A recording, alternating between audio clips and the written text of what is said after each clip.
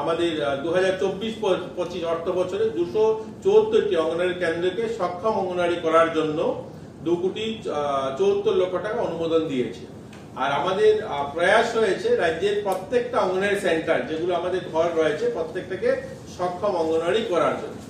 আর একটা আজকে সকালবেলায় আপনারা যারা গিয়েছিলেন আমাদের অভয়নগরে আমরা একটা উদ্ঘাটন করলাম প্রথমবারের মতো এইমস, এটা হচ্ছে অঙ্গনওয়াড়ি পরিদর্শন এবং মনিটরিং সিস্টেম, একটা অ্যাপস বানিয়েছি আমরা। এই 10,000 অঙ্গনওয়াড়িতে আমাদের যারা সুপারভাইজাররা রয়েছেন সেখানে গিয়ে গিয়ে তারা যে ভিজিট করতে যান, অনেক সময় সংখ্যাটা যেহেতু বেশি সেখানে ভিজিটে তারা ফিজিক্যালি যান না গিয়ে বাইরের থেকে করে নেন।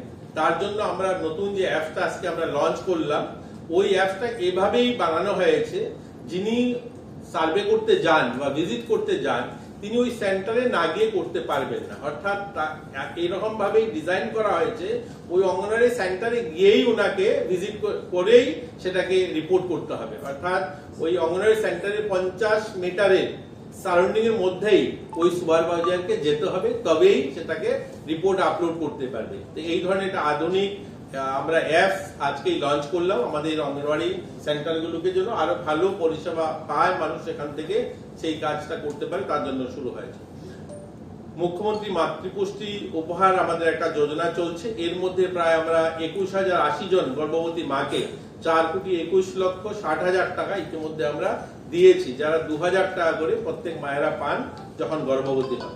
প্রধানমন্ত্রী মাতৃবন্দনা যোজনা, যার মধ্যে 2024 এবং 25 এই বছর আমাদের লক্ষ্যমাত্রা হলো 15,416 জন গর্ভবতী মাকে এই সুবিধা দেওয়া। ইতিমধ্যে আমরা 3,818 জন মাকে আমরা উপহার এই সুবিধা দিতে পেরেছি, যার মধ্যে 4,64,43,000 টাকা দেওয়া হয়েছে। সবচেয়ে বড় যেটা আমাদের স্কিম চলছে সামাজিক ভাতা, এটা নিয়ে প্রতিদিন পত্রিকার পাতায় মিহিরদা আছেন, অনেকে আছেন, পত্রিকাতে লেখা হয় যে ভাতা পাচ্ছেন না। আমি ভাতাটা বলছি, আমাদের 33টা স্কিমে ভাতা দেওয়া হয়, যার মধ্যে 4,03,577 জন ভাতা পান আমাদের এখানে। 23 এবং 24 বছরে যে অর্থ বছরে প্রায় 786,19,00,000 টাকা এতে দেওয়া হয়, মানে এত টাকা দরকার হয় আমাদের। এখন কথাটা হচ্ছে এই ভাতার সংখ্যাটা যদি বলি আমি, আমাদের 8টা ডিস্ট্রিক্ট মিলে আমাদের যেটা স্টেট গভর্নমেন্টের যে ভাতা রয়েছে সেটা হলো 2,26,996 জন ভাতা হলো স্টেট গভর্নমেন্টের ভাতা পাবো। মুখ্যমন্ত্রী সামাজিক যে প্রকল্প নতুন যেটা শুরু হয়েছে তাতে করে 28,658 জন মানুষ ভাতা পান। কেন্দ্র সরকারের যে স্কিম রয়েছে NSAP, তাতে ভাতা দেওয়া হয় 1,48,894 জন।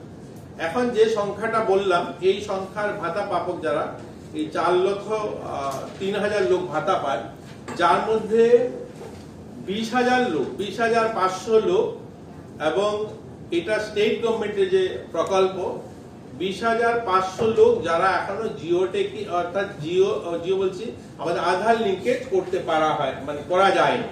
আমরা অনেকবার আমাদের ব্লক স্তরে গিয়ে আমরা ক্যাম্প করে মানুষকে আমরা অনুরোধ করেছি যে যা সবাই যেন আমাদের আধার লিঙ্কেজ করে দেওয়া হয়। আধার লিঙ্কেজ না করা হলে কি হয়, ডিজিটাল সাইনের ব্যবস্থা, মানে ডিজিটাল সাইন দিয়ে যে পেমেন্টটা করতে হয় সেটা আমরা করতে পারিনি। এর জন্য কি হয়, প্রত্যেক মাসে ওই যে সংখ্যাটা 20,500 যে সংখ্যাটা, এটা হচ্ছে স্টেট গভর্নমেন্ট স্কিমে, আর সেন্ট্রাল স্কিমে প্রায় 5,000, তো প্রায় 25,500 লোক যারা ভাতা পেতে সমস্যা হয় প্রত্যেক মাসে। আমরা এর জন্য পত্রিকাতে দেখি যে আমরা দেখুন 4 লক্ষ লোককে ভাতা দিচ্ছি, যার মধ্যে ওই 25,000 লোক যারা ভাতা পেতে সমস্যা হয় প্রত্যেক মাসেই, তাদের টাইমে ভাতাটা যায় না। এর জন্য আপনাদের মাধ্যমে আমরা সকলের কাছে অনুরোধ করব, যারা ভাতা পান না, তার প্রত্যেক মাসের ভাতা তাদের অ্যাকাউন্টে ঢোকে না, 1 মাস 2 মাস ভাতা ঢোকেনি, তারা আমাদের সিডিপিও অফিসগুলো, আমাদের যে 56টা সিডিপিও অফিস আছে সেখানে সিডিপিও অফিসে যেন যোগাযোগ করেন এবং তাদের প্রয়োজনীয় কাগজপত্র সেখানে জমা দেন। অনেক জায়গায় আমরা দেখেছি একাধিক ভাতা রয়েছে, অর্থাৎ ধরুন কোনো ওয়েস্ট বেঙ্গল সহ হরিয়ানা অনেক রাজ্যে এই চাকরি সংক্রান্ত বিষয় কোর্টে মামলা হয়েছে। আপনারা অনেকে বলতে পারেন যে আগে তো এরকম শোনা যেত না। আগে ভারতীয় যে ব্যবস্থাপনা, আমাদের চাকরির যে ব্যবস্থাপনা, সেটা সেরকম ছিল না। আজকে সময় বদলেছে। আজ 2010-এর পর থেকে অনেক বদলেছে। আজ আরটিআই এসছে, কোর্ট অনেক বেশি অ্যাক্টিভলি কাজ করছে। আজ আগে আরটিআই ছিল না, মানুষ জানার অধিকার ছিল না। আজ কিন্তু সমস্ত কিছু পরিষ্কার। তো আমাদের প্রধানমন্ত্রী নরেন্দ্র মোদীজির নেতৃত্বে যখন গভর্নমেন্ট এসে চাকরির ক্ষেত্রে অন্ততপক্ষে বলেছেন একদম ট্রান্সপারেন্ট নীতিতে যেন চাকরি হয়। তাই আমরাও একটু সময় লাগছে। জিআরবিটি গ্রুপ দিতে অনেক দিন অনেক যুব বন্ধুরা আমাদেরকে বলতেন, ডেপুটেশন দিতেন, কবে আপনারা দেবেন। আমরা বারবার একটাই বলতাম আমাদের আধিকারিকদেরকে যে এটা যেন কোনো ধরনের ত্রুটি না থাকে, স্পষ্টতার সঙ্গে স্বচ্ছতার সঙ্গে যেন চাকরিগুলো দেওয়া হয়। তাই একটু সময় লেগেছে। আমরা চাই আমাদের ছেলেমেয়েরা যারা চাকরি পাবে তারা যেন সুনিশ্চিত ভবিষ্যৎ নির্মাণ করতে পারে। দেখুন, মানুষের কিছু মিডিয়ার মাধ্যমে, সোশ্যাল মিডিয়াতে মানুষের রাগ ক্ষোভ থাকতেই পারে। যেখানে 16,000 1:6 আপনারা জানেন যে এটার মধ্যে যে ব্যবস্থাটা ছিল যে একজন চাকরি প্রার্থী যিনি পরীক্ষায় পাস করেছেন, এরকম 6 জন লোক যারা ভাইভাতে বসছেন, এরকম 6 জন রিটেনে পাস করা 6 জনের মধ্যে একজনে চাকরি পাবে, অর্থাৎ 5 জন লোক পাবে না। 16,000 লোক যারা রিটেনে টিকেছে, এর মধ্যে 2,500 চাকরি পাবে। অবভিয়াসলি বাকি সংখ্যা যারা থাকবে তারা মন খারাপ করবেই। এখানে মেধা নয়, এগুলো যে চর্চা চলছে, এটা কোনো 6 জন লোক, 6 জনের মধ্যে একজন চাকরি পাবে, 5 জন পাবে না, এটা পরিষ্কার। তো সংখ্যাটা যেহেতু কম, ডিমান্ডটা যেহেতু বেশি, তার জন্য একটু মানুষের মধ্যে মন খারাপ থাকতেই পারে। কিন্তু আমরা চাকরি নিয়ে কোনো ধরনের মানুষকে হেনস্থা হোক এই ধরনের আমরা চাই না। আমরা চাই চাকরির জন্য মানুষ এই চাকরিটা পাওয়ার পরে তার সুনিশ্চিত একটা ভবিষ্যৎ নির্মাণ করতে পারে। ইতিমধ্যে এগুলো প্রসেস চলছে, হয়ে যাবে, যেহেতু ডিক্লেয়ার হয়ে গেছে হয়ে যাবে। আমরা দ্বিতীয় বিষয়ে আসি, আপনাদেরকে যেটা সমাজ কল্যাণ সমাজ শিক্ষা দপ্তরের যে বিষয়টা, এই বিষয়টাও আপনারা সবাই জানেন। আমাদের রাজ্যে 10,222টা অঙ্গনওয়াড়ি সেন্টার রয়েছে, যার মধ্যে প্রায় 2,90,659 জন শিশু রয়েছে আমাদের সেখানে, আর 26,458 জন গর্ভবতী মায়েরা রয়েছেন রেজিস্টার্ড আমাদের অঙ্গনওয়াড়ি সেন্টারগুলোতে। ইতিমধ্যে আমরা কেন্দ্র সরকারের যে অর্থের আমরা নতুন করে 216টা অঙ্গনওয়াড়ি সেন্টার আমরা নতুন করছি। এর মধ্যে 44টা অঙ্গনওয়াড়ি সেন্টার যেখানে রিয়াং শরণার্থী শিবির হয়েছে সেখানে করা হচ্ছে। এছাড়াও পিএম জন্মন প্রকল্পে আমরা 77টা নতুন অঙ্গনওয়াড়ি কেন্দ্র চালু করা হয়েছে, যেখানে ব্লু সেটেলমেন্ট এরিয়া, সেখানে সেগুলোকে করা হয়েছে। আপনারা জানেন এই 10,222টি অঙ্গনওয়াড়ি কেন্দ্রের মধ্যে আমাদের রাজ্যে 9,210টা অঙ্গনওয়াড়ি সেন্টার আমাদের বিল্ডিং রয়েছে, পাকা বাড়ি রয়েছে। আমাদের ডোনার মন্ত্রণালয় থেকে আরো নতুন পাকা বাড়ি নির্মাণের জন্য আমরা 47টা অঙ্গনওয়াড়ি কেন্দ্র নতুন পাকা বাড়ি নির্মাণের জন্য মঞ্জুরি পাওয়া গেছে। এর মধ্যে 32টা অঙ্গনওয়াড়ি কেন্দ্র পাকা বাড়ি নির্মাণের কাজ শেষ হয়েছে, বাকি 15টা অঙ্গনওয়াড়ি কেন্দ্রের নির্মাণের কাজ চলছে। এতে মোট 4,52,00,000 টাকা আমরা ডোনার মন্ত্রণালয় থেকে পেয়েছি। আপনারা জানেন যে রেগার প্রকল্পের মাধ্যমে অঙ্গনওয়াড়ি তৈরি করা হয়। 260টি নতুন অঙ্গনওয়াড়ি কেন্দ্রের পাকা ভবন নির্মাণের জন্য আমরা 31,20,00,000 টাকা আমরা সেখানেও পেয়েছি, সেটাও কাজ চলছে। পিএম জন্মনে প্রকল্পে জনজাতি বসতি এলাকায় 88 অঙ্গনওয়াড়ি কেন্দ্রের পাকা ভবনের নির্মাণের জন্য 10,56,00,000 টাকা, প্রতিটি অঙ্গনওয়াড়ি কেন্দ্রের জন্য 12 লক্ষ টাকা করে মঞ্জুরি দিয়েছে।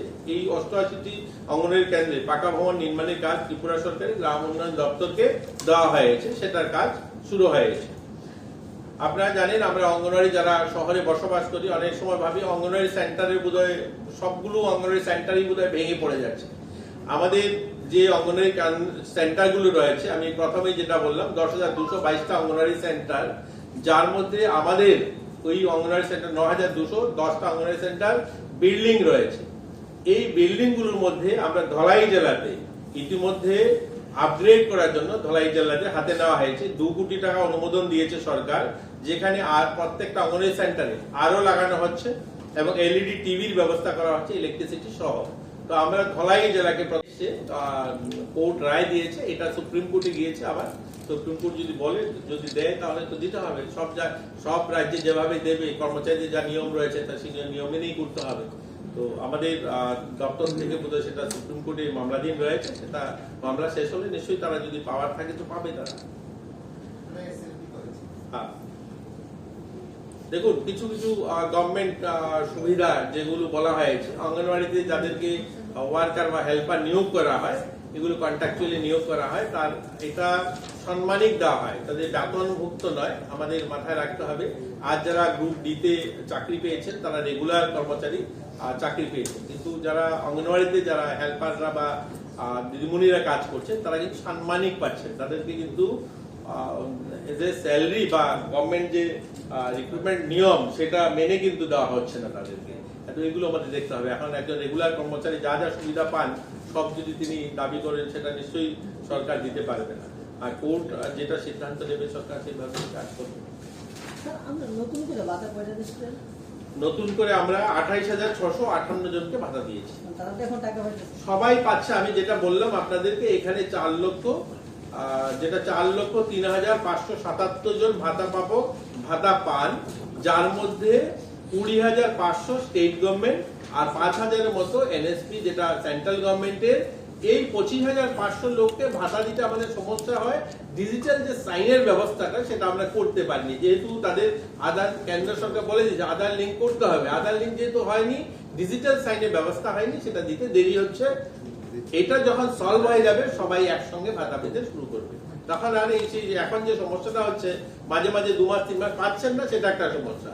আর আপনাদের মাধ্যমে আমি সবাইকে অনুরোধ করবো, যারা ভাতা পাবো, আমরা চাই তারা যারা ভাতা পান না আমাদের সিডিপি অফিসে ওনারা যোগাযোগ করুন।